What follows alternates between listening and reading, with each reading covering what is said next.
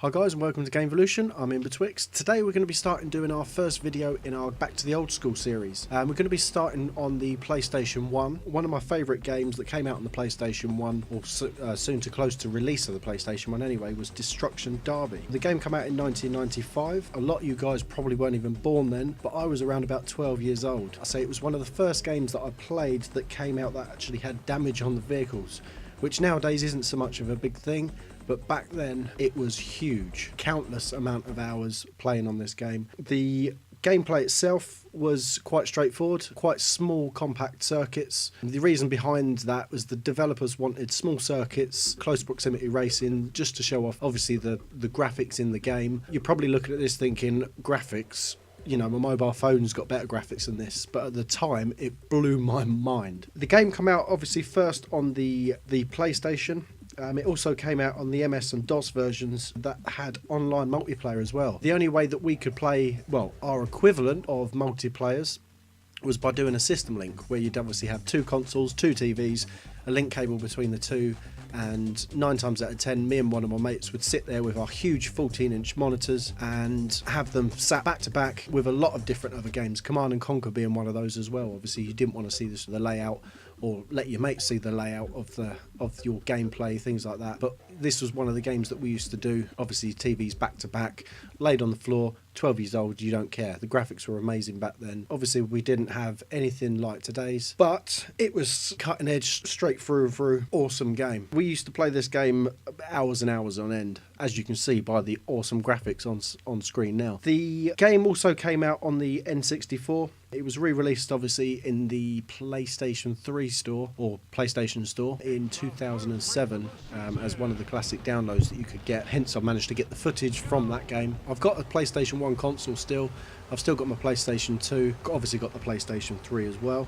The game itself has 3 different gaming modes, and then the multiplayer modes on top of that as well. It's got different race classes. You've got rookie class, you've got the pro class. The tracks, I believe there was 12 tracks released on the N64 version. On the PS1 and obviously the re-release on the PlayStation 3, there wasn't so many tracks, but again, you know, it was a huge game back then where you had other opponents that you could smash into and body parts of the cars would come off. The later version of the game on the PlayStation 2, I believe it may have actually come out on the PlayStation 1. I'm not entirely sure. If you know the answer to that, put it down in the comments if you don't mind. I believe it was on the PlayStation 1. It came out, I think it was a year later, Destruction Derby 2, and playing that game you had split screen, 2-player, awesome. With that you could crash into each other. Not only did you have panels being bent on the cars and parts coming off, the wheels came off the cars. The actual wheels come off of the actual cars. It was amazing. Obviously playing games as the years went on onto a sort of grid. Obviously with Xbox you've got the Forza series, Forza 4. Damage on the cars is something you come to expect. I know for sure that if I'm playing a racing game, all I'll do is I'll run straight into the nearest wall that I can find just to see what the damage, or you know, the graphics engine that runs in the game is like in regards to parts coming off. Gran Turismo 5, a little bit let down with that. I've got PlayStation 3 and Xbox. I've obviously got Forza 4 and I've got GT5, or Gran Turismo 5 for you guys that don't know.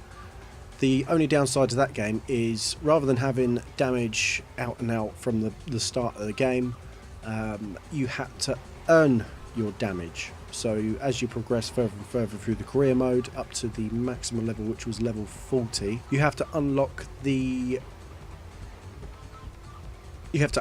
and progress the damage on the vehicles the further and further you get into the game. Obviously the maximum damage that you get on the vehicles in GT5 would be when you've got up to level 40, and at that point the wheels would come off the vehicles, the doors would come off, the bonnet would come off, parts of the panels and, you know, spoilers and things would bend.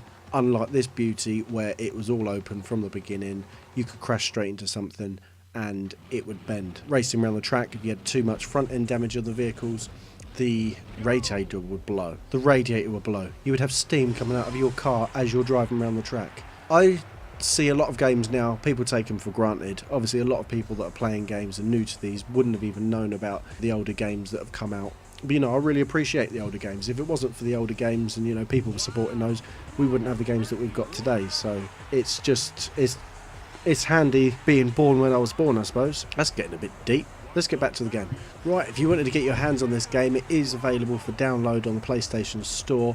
It's relatively cheap. Obviously, it's an older game, well, very old game.